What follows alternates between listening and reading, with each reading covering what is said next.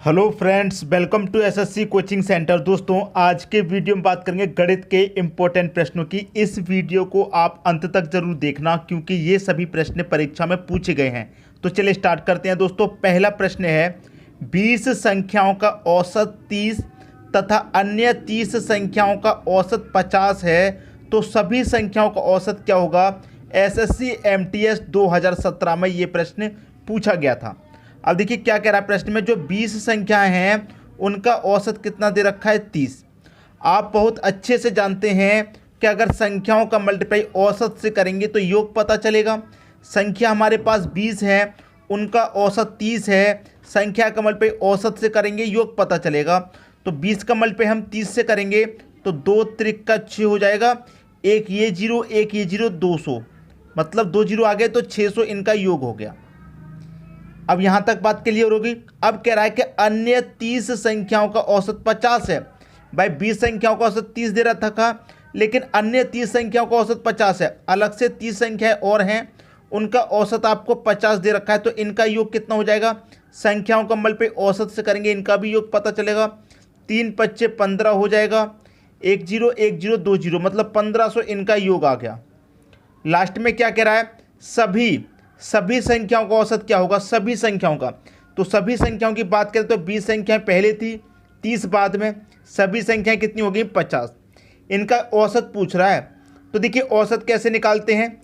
सभी संख्याएं हमारे पास हैं कितनी 50, और सभी संख्याओं का योग कितना हो जाएगा 600 1500 2100, हमारे पास सभी संख्याओं का योग हो जाएगा। अब आपको औसत निकालना है तो कैसे निकालते हैं, संख्याओं से योग में आप डिवाइड कर देंगे, औसत पता चल जाएगा। 0 से 0 कटा दीजिए, 5 से भाग देंगे, 5 चौक के 20 कटेगा, 1 बच्चेगा 10, 5 दूने का 10, 42 आपका औसत आ गया। पहला ऑप्शन सही हो जाएगा। उम्मीद करूंगा कि सभी की समझ में प्रश्न अच्छे तरीके से आ गया होगा, किसी को भी प्रश्न में कोई भी समस्या नहीं होगी। ठीक है दोस्तों, देखिए जब आपको योग पता करना है तो संख्याओं को मल्टीप्लाई करेंगे औसत से योग प्राप्त करने के लिए। अगर आपको औसत प्राप्त करना है तो संख्या से योग में डिवाइड कर देंगे, औसत आपको पता चल जाएगा। सबकी समझ में बात आ गई। अब देखेंगे अगला प्रश्न।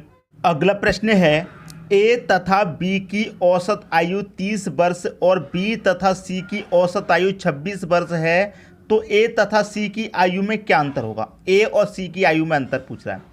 ए तथा बी की औसत आयु 30 वर्ष है, किस किस की, ए और बी की। इनकी औसत आयु दोस्तों कितनी है 30 वर्ष है। अब आपको अच्छे से मालूम है ए और बी दो व्यक्ति हैं, संख्याएं कितनी है 2, तो संख्याओं का मल्टीप्लाई औसत से करेंगे आपको योग पता चलेगा। तो 2 का मल्टीप्लाई मैं 30 से करूंगा, योग कितना हो जाएगा 60, ये आपका योग हो जाएगा। क्लियर हुई बात, यहाँ तक किसी को कोई दिक्कत नहीं। अब आगे कह रहा है बी तथा सी की आयु का औसत दे रखा है। बी और सी की आयु का औसत आपको कितना दे रखा है 26 वर्ष। अब यहाँ भी संख्याओं का मल्टीप्लाई औसत से करेंगे, योग पता चलेगा। ये 2 संख्या है, 2 का मल्टीप्लाई मैं 26 से करूंगा, कितना हो जाएगा, इनका योग 52 हो जाएगा। ठीक है। अब यहाँ पर कह रहा है कि ए तथा सी की आयु में क्या अंतर है। ए और सी की आयु में देखिए अंतर पूछ रहा है, तो हम क्या करेंगे, ए प्लस बी में से घटा देंगे बी प्लस सी को, इसमें से इसको घटा देंगे। ठीक है, तो योग को भी घटा देंगे इसमें से इसको, तो 60 में से 52 जाएगा, योग आपका 8 आ जाएगा। सॉल्व कीजिए, ए प्लस बी रहेगा, माइनस का गुणा बी में होगा तो ये माइनस का बी, और माइनस का गुणा यहाँ पर होगा प्लस में, तो ये भी माइनस का सी आ जाएगा, बराबर 8। प्लस के बी से माइनस का बी कट जाएगा, ए माइनस सी 8 आ गया। आपसे ए और सी का अंतर ही तो पूछा था, तो ए और सी का अंतर कितना आ रहा है, अंतर का मतलब माइनस, अंतर कितना आ रहा है 8 का अंतर आ रहा है। डी ऑप्शन आपके प्रश्न का सही हो गया। उम्मीद करूंगा कि सभी की समझ में प्रश्न अच्छे से आ गया होगा। इस तरह के प्रश्नों को कभी भी आप गलत नहीं करेंगे। ठीक है दोस्तों, अब देखेंगे अगला प्रश्न। अगला प्रश्न है 60 विद्यार्थियों की एक कक्षा में प्राप्त अंकों का औसत 65 है। उनमें से आधे विद्यार्थियों को प्राप्त अंकों का औसत 85 है, तो शेष विद्यार्थी द्वारा प्राप्त अंकों का औसत कितना है। बहुत ही अच्छा प्रश्न है। टोटल विद्यार्थियों की संख्या 60 है और उनका औसत कितना है दोस्तों 65 है। 60 टोटल संख्या है, औसत 65 है, तो संख्या का मल्टीप्लाई औसत से करेंगे, योग पता चलेगा, आप जानते हैं अच्छे से। तो कर लीजिए मल्टीप्लाई, ये 6 का मल्टीप्लाई मैं 5 में करूंगा, पहले ये 0 आ जाएगा लास्ट में, और 6 5 30 का भी 0 कैरी का 3, 6 6 36 कैरी का 3 कितना 39, योग आ गया आपका 3900। ठीक है, फिर क्या कह रहा है, प्राप्त अंकों का औसत 85 है। भाई प्राप्त अंकों का औसत कितना है 85, लेकिन कितने छात्रों का, यहाँ पर देखिए 60 विद्यार्थियों की एक कक्षा में प्राप्त अंकों का औसत 65 है, उनमें से आधे विद्यार्थियों को, आधे, पहले विद्यार्थी 60 थे, आधे विद्यार्थी को प्राप्त अंकों का औसत 85 है, तो 60 के आधे मतलब 30 विद्यार्थियों का औसत कितना 85। तो इनका योग कितना हो जाएगा, मल्टीप्लाई कर दो, ये 0 लास्ट में आ जाएगा, 3 5 15 का 5 कैरी का 1, 3 8 24 और 1 25, 2550 इनका योग आ गया। अब जो पूछा गया है बता दीजिए, आपसे क्या पूछ रहा है, आपसे पूछ रहा है कि शेष विद्यार्थियों द्वारा प्राप्त अंकों का औसत कितना है। भाई देखिए टोटल विद्यार्थी 60 थे, उनका योग इतना था, और आधे जो विद्यार्थी हैं उनका योग कितना है, इतना है। तो पूछ रहा है शेष। अब 60 में से 30 का दे रखा है, तो शेष कितने बचे, 30 ही तो बचे, तो मैंने 60 में से 30 घटा दिए। यहाँ भी मैं 60 में से 30 का घटा दूंगा दोस्तों, तो कितना बचेगा, 0 में से 0 जाएगा, 10 में से 5 जाएगा 5, 38, 38 में से 25 जाएगा, तो कितना बचेगा 13, ये 1350 आ गया। तो जो शेष विद्यार्थी बचे हैं 30, उनका योग 1350 है, और लेकिन आपसे उनका औसत पूछ रहा है। तो औसत के लिए आप जानते हैं कि संख्या से योग में डिवाइड कर देंगे, औसत पता चलेगा। 0 से 0 कटा दीजिए, 3 से कटाएंगे, 3 चौके 12, 1 बचेगा 15, 3 पंचे 15, 45 आपके प्रश्न का सही आंसर हो जाएगा। बी ऑप्शन में 45 आपको दे रखा है। सबकी समझ में अच्छे से प्रश्न आ गया। अब देखेंगे अगला प्रश्न। अगला प्रश्न है, एक लड़के ने 1000 रुपये में 50 चॉकलेट खरीदी। यदि 30 चॉकलेट का औसत मूल्य 25 रुपये है तो शेष चॉकलेट का औसत मूल्य क्या होगा। देखिए एक लड़के ने 50 चॉकलेट खरीदी, कितने रुपए में, 1000 रुपये में। 50 चॉकलेट खरीदी 1000 रुपये में, ठीक है। लेकिन आगे कह रहा है यदि 30 चॉकलेट का औसत मूल्य 25 रुपये हो। 30 चॉकलेट का औसत मूल्य कितना, 25 औसत मूल्य है, तो योग कितना हो जाएगा इनका, भाई 25 त्रिक का 75 और 1 ये 0, 750 रुपये। मतलब 30 चॉकलेट का जो मूल्य है वो कितना हो जाएगा, 750। 50 चॉकलेट का मूल्य 1000 रुपये, 30 चॉकलेट का मूल्य 750 रुपये, शेष चॉकलेट का औसत मूल्य पूछ रहा है। तो 50 में से 30 का तो आपको मालूम हो गया, शेष कितनी चॉकलेट बची, 20 बची, ठीक है। और 20 का योग कितना हो जाएगा दोस्तों, पूरे 50 का 1000, 30 चॉकलेट का 750, तो बचे 20 चॉकलेट, उनका योग कितना हो जाएगा, उनका योग हो जाएगा 250, ठीक है। भाई 20 चॉकलेट का योग आपका 250 है, 20 चॉकलेट का रुपये 250 है। आपसे पूछ रहा है औसत, तो औसत के लिए आप जानते हैं कि संख्या से योग में डिवाइड कर दीजिए, आपको औसत पता चलेगा। तो 0 से 0 कटेगा, 2 से 25 को काटेंगे, 12.5 बार में कट जाएगा। ये आपकी प्रश्न का सही आंसर हो जाएगा, 12.5, जो कि बी ऑप्शन में आपको दे रखा है। समझ में अच्छे तरीके से दोस्तों आ गया होगा। अब देखेंगे अगला प्रश्न। अगला प्रश्न है, 4000 रुपये की राशि किस चक्रवृद्धि ब्याज की दर से 2 वर्ष में 5290 रुपये हो जाएगी। देखिए दोस्तों, इस तरह के जो प्रश्न होते हैं उनके लिए मैं आपको सबसे सरल तरीका बता रहा हूँ। यहाँ पर बात कर रहा है 2 वर्ष की। अगर प्रश्न 2 वर्ष के लिए पूछा जाएगा तो आप उसका क्या करेंगे, स्क्वायर रूट। अगर प्रश्न 3 वर्ष के लिए पूछा जाएगा तो आप उसका क्या करेंगे, क्यूब रूट करेंगे, ठीक है। समझ में आई बात। तो पहले वाली जो राशि है उसे प्रिंसिपल मानिए, और जो दूसरी वाली राशि है उसको आप अमाउंट मानेंगे, ठीक है। तो प्रिंसिपल क्या हो जाएगा, 4000 रुपये हो जाएगा आपका, अमाउंट कितना हो जाएगा, 5290 रुपये। क्लियर, इतनी बात दोस्तों क्लियर होगी, किसी को कोई दिक्कत नहीं होगी। यहाँ पर आप कटा सकते हैं, जब तक कट जाएगा तो 1 0 से यहाँ पर आपका 1 0 कट जाएगा बिल्कुल आसानी से। अब मैंने क्या बताया, जब 2 वर्ष की बात है तो आप स्क्वायर रूट लगाएंगे। तो 2 वर्ष की बात है तो स्क्वायर रूट लगा दीजिए, 1 0 यहाँ कट गया तो 400 बचा, 400 का स्क्वायर रूट कितना होता है, 20 होता है। 1 0 यहाँ भी कट गया, 529 बचा, 529 का स्क्वायर रूट कितना होता है, 23 होता है। तो कोई राशि हमारी 20 थी, 20 से बढ़कर कितनी हो गई, 23, 20 से बढ़कर 23 हो गई, तो कितने का प्रॉफिट, 3 का प्रॉफिट कितने पर होता है, प्रॉफिट होता है हमारा प्रिंसिपल पर। प्रिंसिपल कितना है दोस्तों हमारा 20, और प्रतिशत के लिए क्या करेंगे, 100 से मल्टीप्लाई, 20 25 100 कटेगा, 3 25 15, 15% की दर है। आपसे पूछ रहा था कि किस चक्रवृद्धि ब्याज की दर से, 15% की आपकी दर हो जाएगी। बी ऑप्शन बिल्कुल सही। उम्मीद करूंगा कि सभी की समझ में प्रश्न अच्छे तरीके से आ गया होगा। अब देखेंगे अगला प्रश्न।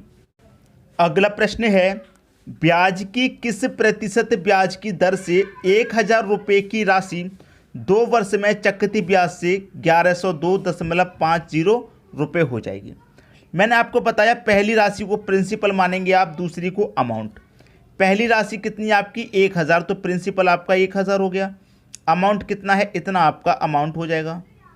ठीक है, ये आपका अमाउंट हो गया। अब देखिए जब यहाँ पर दशमलव है तो पहले इसको सॉल्व कर लीजिए। आप दशमलव को हटाएंगे, दशमलव के स्थान पर 1 आ जाएगा, और दशमलव का 2 संख्या है तो 2 जीरो यहाँ पर आ जाएंगे। इतनी बात दोस्तों पहले क्लियर हुई, किसी को कोई दिक्कत नहीं। अब देखिए जब कोई दिक्कत नहीं है तो देखिए यहाँ पर क्या होगा, 1 जीरो से आपका यहाँ पर 1 जीरो कट जाएगा।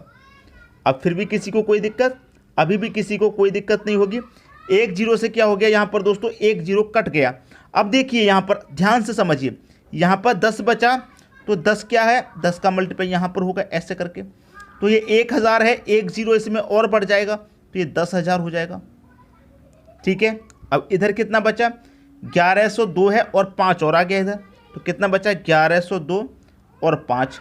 कितने वर्ष की बात है, 2 वर्ष की, तो स्क्वायर रूट कर लेंगे दोनों तरफ। अब यहाँ पर 10,000 का स्क्वायर रूट दोस्तों कितना होता है, 100 होता है, और यहाँ पर 11,025 का स्क्वायर रूट कितना होता है, 105 होता है। मुझे मालूम था तो मैंने लिख दिया, आप ढूंढते रह जाएंगे कौन सा स्क्वायर रूट होता है, इसलिए मैं बार बार कहता हूँ कि स्क्वायर रूट आपको याद होने चाहिए। कोई राशि हमारी 100 से 105 हो गई, कितनी बढ़ गई, 5 रुपये बढ़ गई। कितने पर बढ़ी, 100 पर बढ़ी।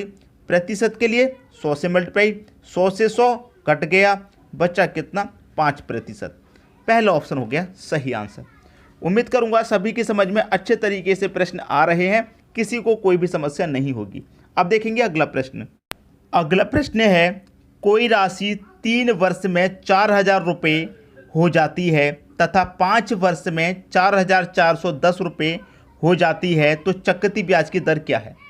ये प्रश्न बहुत ही लाजवाब है। देखिए यहाँ पर 3 वर्ष की और 5 वर्ष की बात है, तो ऐसा प्रश्न कभी भी मिले तो इन वर्षों को आपको अंतर कर लेना है। भाई 3 वर्ष में इतनी हो गई और 5 वर्ष में कितनी हो गई, इतनी। तो मैंने क्या बताया, पहले वाली राशि को आप प्रिंसिपल मानेंगे, दूसरी वाली को अमाउंट। प्रिंसिपल आपका कितना हो जाएगा, 4000 हो जाएगा। अमाउंट कितना हो जाएगा दोस्तों, 4410 हो जाएगा। कितने वर्ष में, भाई 3 वर्ष के बाद 5 वर्ष हुआ तो कितने का ब्याज लगा, 2 वर्ष का ही तो हुआ। तो ये प्रिंसिपल था हमारा, 2 वर्ष में इतना हो गया। 3 वर्ष से 5 वर्ष होने में कितना समय लगा, 2 वर्ष का। तो ये जो प्रश्न है 2 वर्ष का प्रश्न हुआ कि नहीं हुआ। आप बोलेंगे सर बिल्कुल 2 वर्ष का प्रश्न है, तो 0 से 0 कटा लीजिए। जब 2 वर्ष का प्रश्न है तो क्या करते हैं, स्क्वायर रूट लगा देते हैं। तो लगा दीजिए, 400 का स्क्वायर रूट 20 हो जाएगा, 441 का स्क्वायर रूट 21 हो जाएगा। कोई राशि हमारी 20 दोस्तों, 400 का स्क्वायर रूट 20 आएगा, तो कोई राशि हमारी 20 थी, 20 से बढ़कर 21 हो गई। कितनी बढ़ गई, 1। कितने पर बढ़ी, 20 पर बढ़ी। प्रतिशत के लिए 100 से मल्टीप्लाई करेंगे हम, तो मैं 20 से 100 को कटाऊंगा 5 बार में दोस्तों, ये कट जाएगा। कितनी बार में कटेगा, 5 बार में कट जाएगा। और 1 का मल्टीप्लाई 5 से करेंगे तो ये 5% हो जाएगा, और 5% आपको सी ऑप्शन में दे रखा है। यही हो जाएगा आपकी क्वेश्चन का सही आंसर। उम्मीद करता हूं दोस्तों सभी की समझ में अच्छे तरीके से प्रश्न आ गया होगा। अब देखेंगे अगला प्रश्न।